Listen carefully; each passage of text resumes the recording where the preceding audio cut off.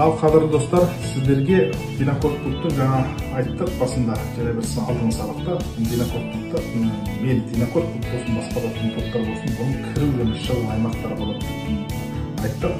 Сонун ичинде биз негизги бүгүнкү чыгуу аймагындагы бир нече чыгуу таныстырабыз. Міне бул мастер Б'ны кай кезде пайдаланабыз десеңиз, мастер Б'ны мисалы бул жерде косулган мына келип аткан звукту биз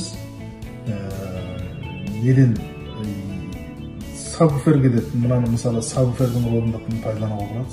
Сабвуферге мына аукустан отдельно берүүдө кээ бирөө осуну не көрөт, жүк көрөт.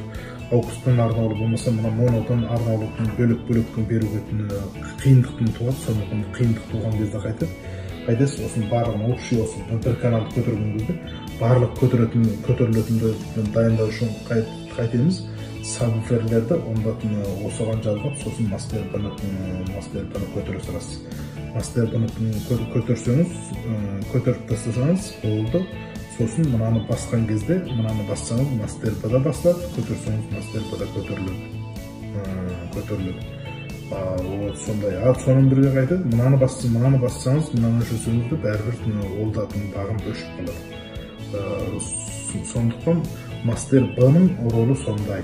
Енді басқа микшер бар жоғын оны көреміз енді. Ал жақсы, мастер А, мастер Б'мен таныстыңыздар.